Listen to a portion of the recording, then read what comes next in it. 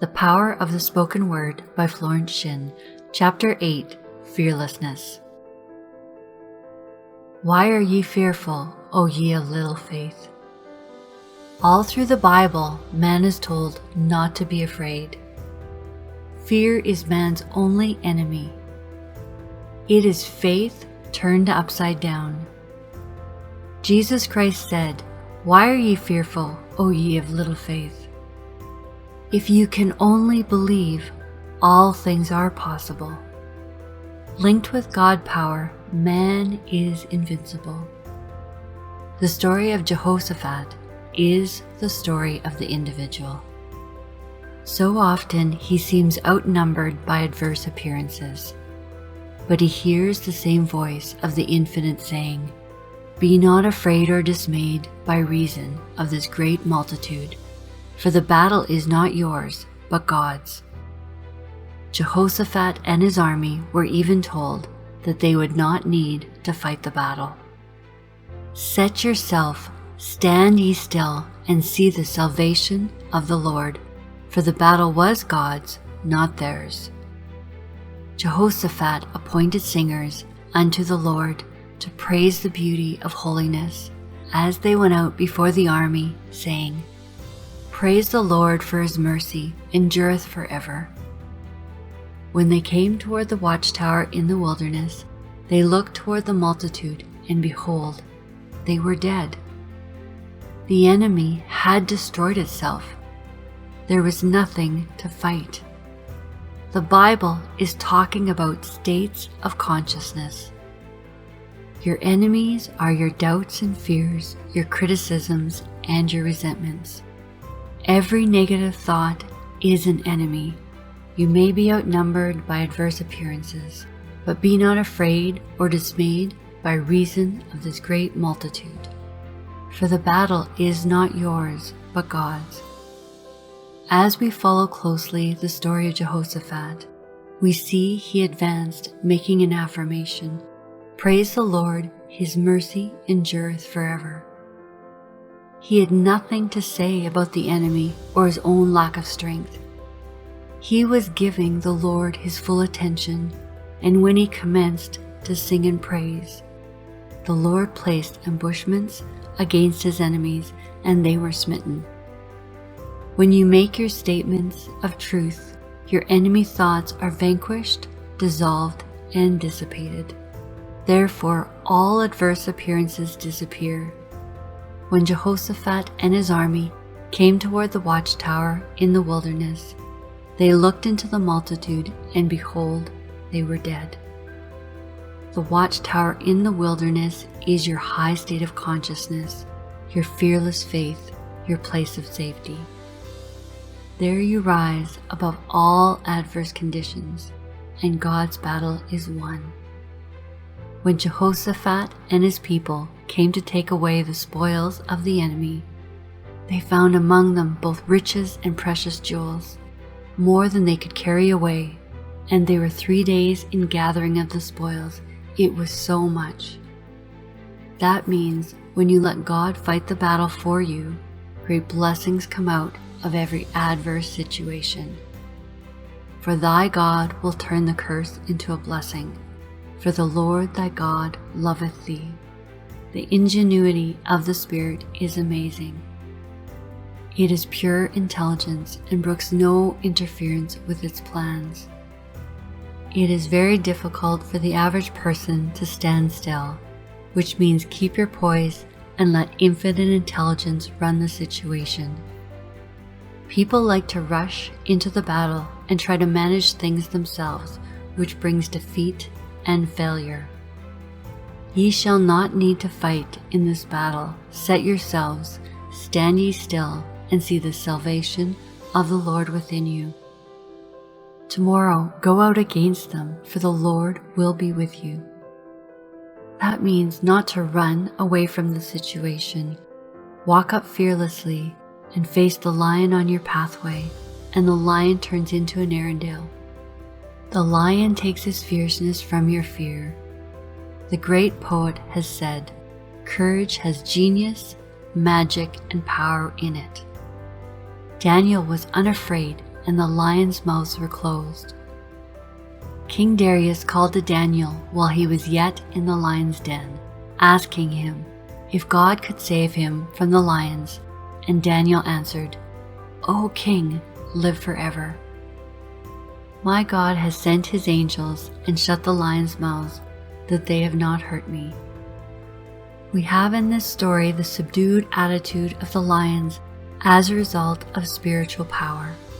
The entire group changed from ferocity to docility, and Daniel looked away from the beast to the light and the might of spirit, which saved him completely from the lions. Scarcely a day passes without some sort of lion appearing on man's pathway, the lions of lack, limitation, fear, injustice, dread, or forebodings. Immediately walk up to the situation of which you are afraid. If you run away from it, it will always be right at your heels. Many people lose the things they prize or love because they're continually fearing their loss. They do everything possible on the external to ensure protection, but back of it all is the devastating picture of fear. In order to hold the things you prize and love, you must know that they are divinely protected, therefore nothing can harm them. I give the example of a woman who is very fond of a man who is good-looking and popular with women. She decided to prevent his meeting one particular woman of her acquaintance, because she was sure the woman would make every effort to cut her out, to use a slang expression. One evening she went to the theater, and there he was with the woman. They had met at a card party. Her fears had actually attracted the situation. I knew a woman who had 7 children. She knew they were all divinely protected, and they all grew up safe and sound. One day a neighbor rushed in and said, "You had better call your children. They're all climbing up and down trees. They're going to kill themselves." My friend replied, "Oh, they're only playing tree tag. Don't look at them and nothing will happen." Like Daniel, she turned her back to the situation and let God take care of it. The average person is a resenter, a resistor, or a regretter. They resent people they know and people they don't know. They resist everything from daylight saving up. They regret what they did or what they didn't do. It is very wearing to be with these people. They exhaust all their friends. It is because they're not living in the wonderful now and are losing all the tricks in the game of life. It is heaven to be unafraid and to live fully in the now. That is, to be fearless in using what we have, knowing back of us is the abundance of the spheres to draw upon. We know that fearless faith and the spoken word release this supply. The power of the word was known in Egypt thousands of years ago. We read in the Bible, "Behold, I make all things new." By our words of truth, we can make new our minds, bodies, and affairs. When all fear is obliterated, we live magic lives.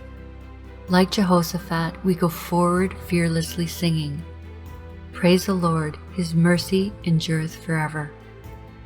In our watchtower of high consciousness, we stand still and see the salvation of the Lord. Christianity is founded on faith. Faith gives one a sublime assurance of one's good. One may be surrounded by adverse appearances, but this sublime assurance impresses the subconscious mind, and a way opens for the manifestation of health, wealth, and happiness. There is an endless, invisible supply for every man. Before we called, we were answered. This supply is waiting to be released by faith and the spoken word. We find that Jesus Christ taught an exact science. At the World's Fair, there was a panorama of New York City in the Edison building. At dusk, when the city was being lighted up, the building showed a myriad of lights. The man explaining the exhibit said, The city is lighted by the power of electricity at the turn of a switch, the turn of a hand. Edison was the man who had faith in the laws of electricity. He knew what could be done with it if it were harnessed and directed. It seemed to have intelligence of its own. He created a dynamo through which it would work after years of patience and loving absorption in its work. Now this power lights the world, for it is harnessed and directed. Jesus Christ taught man to harness and direct thought. He knew that fear was as dangerous as uncontrolled electrical forces. Words and thoughts must be handled with wisdom and understanding. The imagination is man's workshop, and an imagination running wild and building up fear pictures is just about as safe as riding a bucking bronco. We were born and brought up in an age of doubt and fear. We were told that the age of miracles was over and to expect the worst. An optimistic person was laughed at. A bright remark was, "Pessimist is a person who lives with an optimist." Eat the speckled apples first was thought the height of wisdom. They did not seem to realize that by following this advice, they would never catch up with the good apples, for they would be speckled too by the time they were reached. What a beautiful world this would be if all anxiety and fear were blotted out. These twins, anxiety and worry, have made men slaves and are destroyers of health, wealth, and happiness. There's only one way of getting rid of fear, and that is to transmute it into faith. For fear is the opposite of faith. Why are ye fearful, O ye of little faith? These words ring down through the centuries. Jesus Christ taught that the Father within man could be absolutely trusted to guide, protect, and provide when man believes it possible. Jesus Christ demonstrated this God power over and over again in order to convince his followers. Out of the invisible supply, he brought the loaves and fishes. He raised the dead and took money from the fishes' mouths. He told them, "Greater things shall ye do, for I'm going." We know he was teaching an exact science, the science of mind, the power of thought, and the power of the word. We must have faith, for faith registers the idea in the subconscious mind. When an idea is once registered in the subconscious, it must objectify. That is the reason Jesus Christ told people that if they believed, which is having faith, all things were possible. How are we to get rid of this anxiety which we call anti-faith? The only way to neutralize it is to walk up to the thing you are afraid of. There was a man who had lost all his money. He was living in very poor quarters, and all the people around him were poor, and he was afraid to spend the little he had. All he had was about $5. He had tried to get work, but everyone had turned him down. He awoke one morning to face another day of lack and disappointment, when the idea or hunch came to him to go to the horse show. It took about all he had, but he was fired with the idea of being with rich and successful people again. He was tired of his limited surroundings. He fearlessly spent the money for a ticket to the horse show. There he met an old friend who said, "Hello, Jim, where have you been all this time?" Before the show was over, the old friend gave him a wonderful position in his firm. His hunch and fearless attitude toward money had put him in a new vibration of success. Form the habit of making giant swings into faith. You will receive marvelous returns. As has already been noted, we look with amazement at the people in the circus performing their remarkable feats. These people have the faith that they can perform these acts and see themselves doing them. You cannot accomplish anything you cannot see yourself accomplishing. These difficult feats are all a matter of poise and balance. Your success and happiness depend upon your poise and balance. Trusting God is like walking a slack wire. Doubt and fear cause you to lose your balance and fall off into lack and limitation. Like the circus performer, it takes practice. No matter how many times you fail, try it again. Soon you will acquire the habit of poise and balance. Then the world is yours. You will walk joyfully into your kingdom. The circus performers all seem to love their work, no matter how difficult. The band plays, the people applaud, and they smile, but remember, they were trained without the music and applause. Rhythm, harmony, and balance are the keys to success and happiness. When you're out of rhythm, you're out of luck. In the 4th chapter of Philippians we read, "Be careful or anxious for nothing, but in everything, by prayer and supplications, with thanksgiving, let your requests be made known unto God." This is certainly a wonderful arrangement, all in favor of man. Man, free from worry and fear, asks with thanksgiving, and his good is given him.